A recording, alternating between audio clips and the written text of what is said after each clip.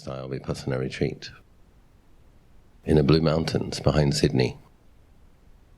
And it was very painful. Australians don't sit on the floor very much. And nobody told me, people told me there's this great meditation retreat, but nobody told me sitting on the floor 12 hours a day. But on day 8, had a peaceful experience. And Mr. Goenka had been saying constantly, start again, and with the body sweeping, etc. And finally, the mind experienced some peacefulness, deep peacefulness. It wasn't for very long, but it was for long enough. And there was a part of awareness, a deep part of the mind recognized, actually, this is something I've been looking for a long time. And so when Mr. Goenka explained that meditation is similar to any discipline, just like athletes need to train in order to be in form, to compete, musicians, etc., need to rehearse, practice their scales. Meditators, if we want to succeed, we do have to have a discipline and we have to be consistent.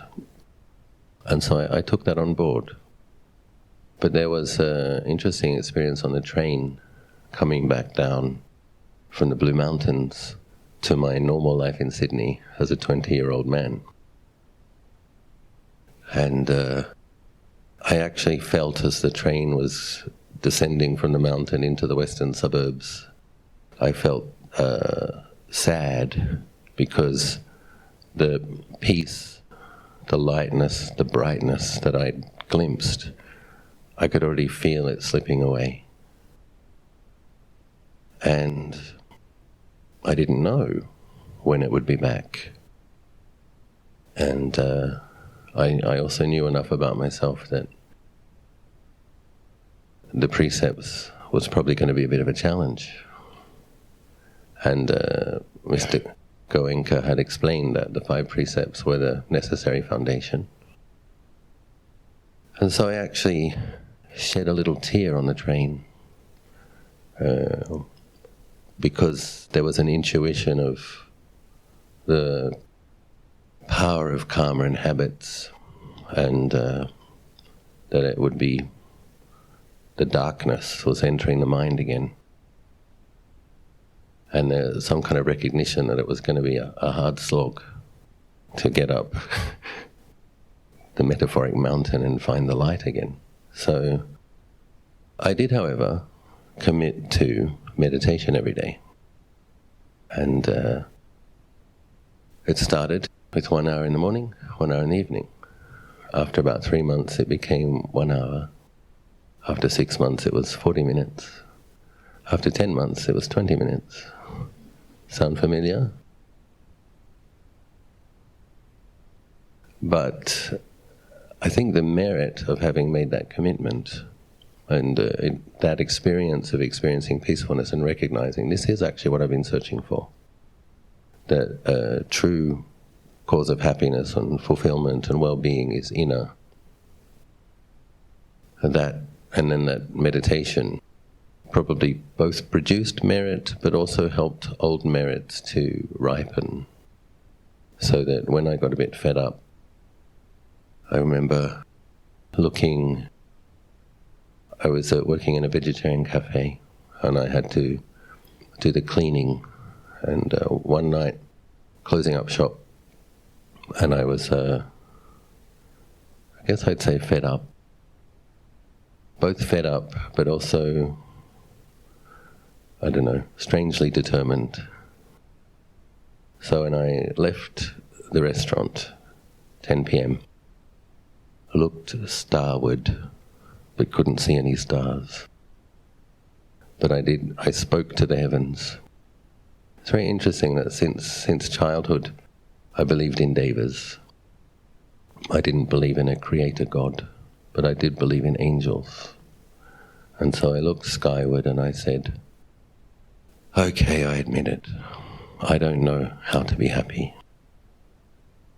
So I'll make a deal with you. If you give me signs, I promise I'll follow. Show me the true path to happiness. But I meant it. And some interesting things started happening. A couple of days later, somebody left the Lonely Planet guide to Thailand at the restaurant. And I picked it up and I opened it up. Thailand is a 95% Buddhist country. Oh. Then the owner of the book came back. Give me my book back. But a seed had been planted. And those days we used to get paid in cash in an envelope. Payday came. I took out my wallet, putting my pay in, noticed a strange coin. Had chitties on it. I asked my friend, what's this? She said, that's Thai baht. Oh, that's Thai money. And the hairs on my arm went up. Oh. Thai book, Thai money. Even stranger, I used to clean the fryer once a week. It was a German fryer, Dorf brand. The food at the restaurant was Japanese-inspired macrobiotic vegan food.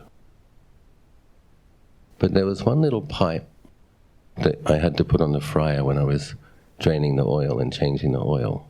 I'd never noticed. There's one word on this pipe.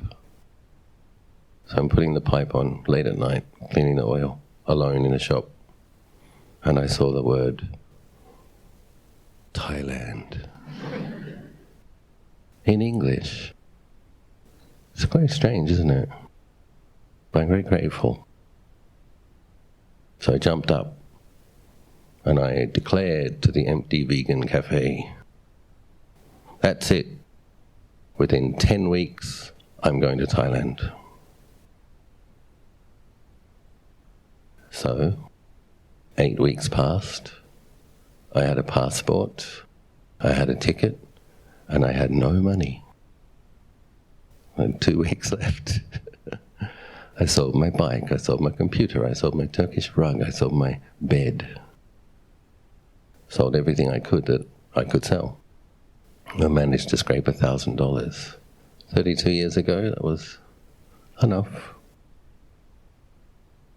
5 days before I left, a lady walked into the shop and she was looking for a job. She said, "Does there work here?" I said, "Maybe, because I'm leaving.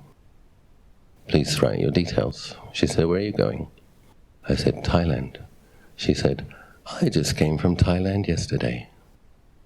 And she said, "Why are you going to Thailand?" I said, "Well, I hate winter. Winter's coming up.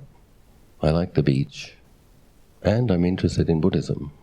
So I'm going to Thailand." She said, "I know where there's a meditation center on a tropical island with a view of the ocean, where the teachers teach in English." I said, "Please write down that address." And so I went there, and there were teachers who spoke in English. One Australian lady, one American man. They were a couple. And they had studied with some of Thailand's masters, and they were teaching 10-day retreats. And so I ended up spending 5 out of 9 months in their center. They taught metta meditation, death meditation, reflection upon karma and rebirth. And my money ran out. But I met a man there who had just come from Wat Nanachat, a German man. But see, in those days, we didn't have Google yet. To find out about Wat Nanachat was luck or chance or merit. So he told me, there's a monastery for people who speak English, and they will do your visa for you if you agree to keep the rules. So I went there, and an interesting experience walking in the gates of a forest monastery for the first time. It was the one pra, the Uposatha day. Ajahn Jayasaro had just got on the Dhamma throne, was about to teach the Dhamma talk. I sat on the wrong side of the hall with the women. Having grown up in Australia, there wasn't a women's side and a men's side, but anyway, one of the monks came and tapped me on the shoulder and said, okay. I was looking at Ajahn Jayasaro. At that time, Ajahn Jayasaro was about 37, blue-eyed, thin.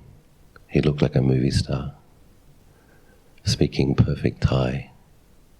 And there was this row of skinny, stern-looking monks. And I sat through the Dhamma talk and decided to stay for a while. And Ajahn Jayasaro was close to the Pansa, the rainy season retreat. I stayed for 7 weeks altogether.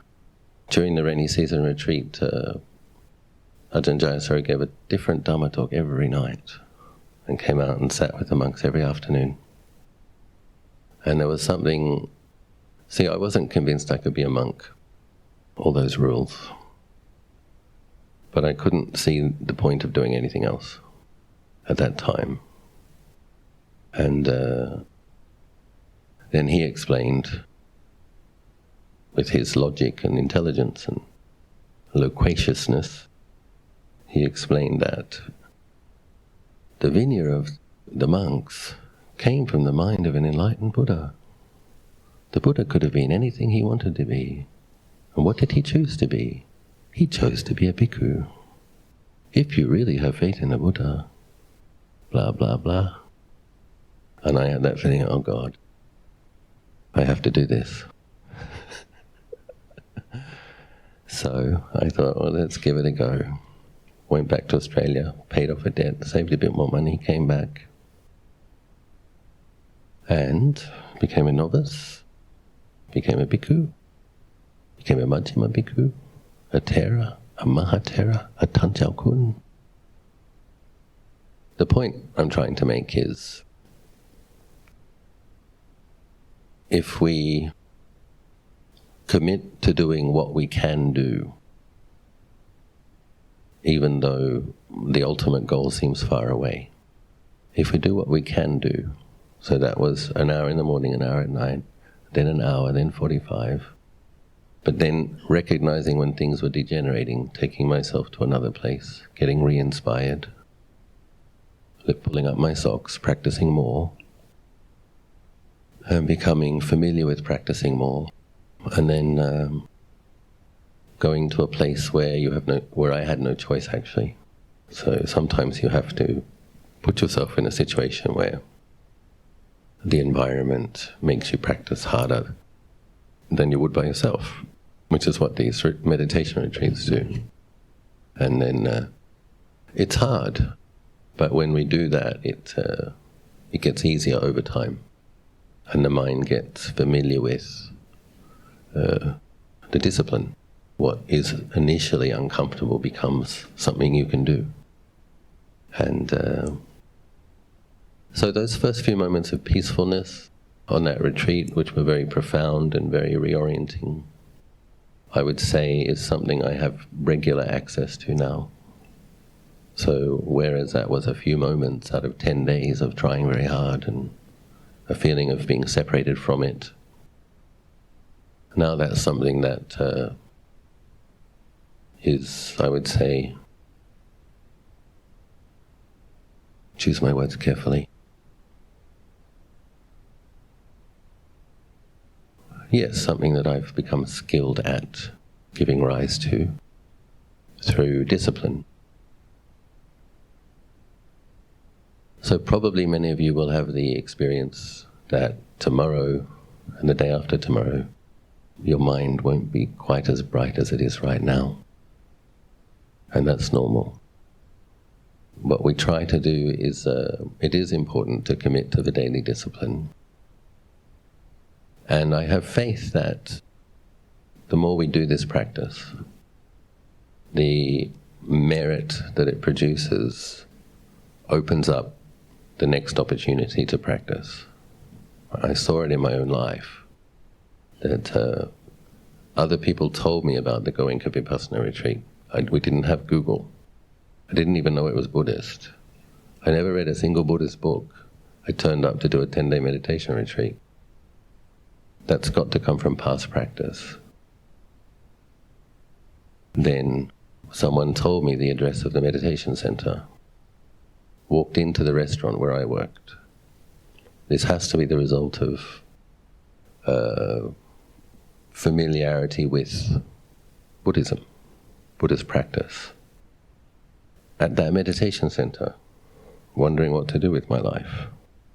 Again, somebody turned up and told me about a monastery in northeast Thailand. I learned a lot from Luang Por Pasno and Ajahn Jayasaro. I also was wealthy with suffering, so I needed some samadhi heavyweight metta master to help me. I went and made a prayer in the Emerald Buddha. If there is I said, Lord Buddha, Emerald Buddha, I want to be a bhikkhu for the remainder of this life, but I'm going to need some help. And my teachers are good sound knowledge, but I'm going to need more help than that. So I went to the jungle on the border of Burma, where Ajahn Siripanyo is the abbot, and Tanajana Nun came to that jungle the one time he went during that period. So when I look back at my own life, the people suggesting I do the Vipassana retreat, the book, go to Thailand, the money, the pipe, the Canadian backpacker, the German fellow, the fact that Wat Nanachat was there, I can see the merit of what I believe was past life practice manifesting. And then when I see the merit of practice this lifetime, is what made it possible to keep 8 precepts. And you can't expect to like everything. I'll tell you a little secret. When I first went to Wat Nanachat, I didn't like the monks. They weren't very nice.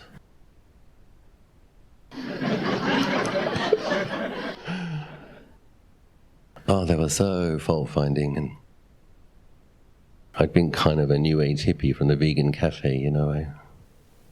I was one of the beautiful people that did yoga, you know, came to work, we'd hug each other, hi babe, hi. I go to Wat Nanachat, not like that, like this. You can't do that, do it that way. Oh my God. And they smelt. It's a very hot country. I mean, I'd been putting sandalwood oil on my throat chakra. Anyway, I digress. The thing is, I learned to like them because what I noticed was, okay, these are not necessarily the sweetest people in the world, they're not the most fun people in the world, but they're wise. They are the people that know they have to practice renunciation. They are the people that know they have to live within a strict standard of sila as a foundation for developing insight. And then Lord Buddha says, stay with a sage that points out your faults. I was surrounded by sages. What good fortune. And then as the years went by, I developed some good friends, and I developed a deep appreciation of my teachers. But another point I'm trying to make is, you can't expect to be inspired by everything. You can't expect this path to be all pleasant and comfortable.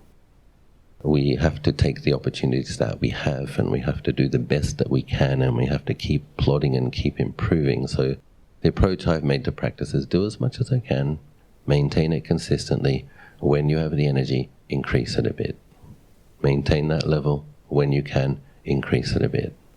And if we do this, plodding consistently, gently increasing, I don't think I ever could have imagined when I walked in at Wat Nanachat that I'd be sitting here as a Mahathera teaching retreats in Malaysia in 30 years' time.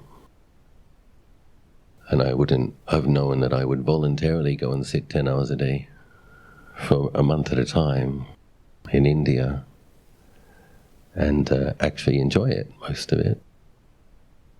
And even learn to like monks. We're all right, aren't we? We're not too bad, some of us. So, now that you're going back to your ordinary lives, please, I think a nice way to frame it is, out of respect for your incredible potential, honor it. Yeah. Ajahn Mahabua said, the kilesas, they treat our mind like a doormat, and they're like muddy feet all over the doormat of our mind. He said, don't let the kilesas use your mind as a doormat.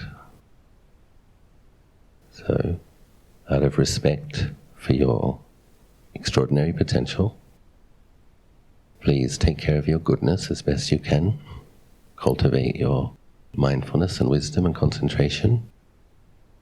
And the merits of your practice will ripen future opportunities for you and speed you to Nibbana.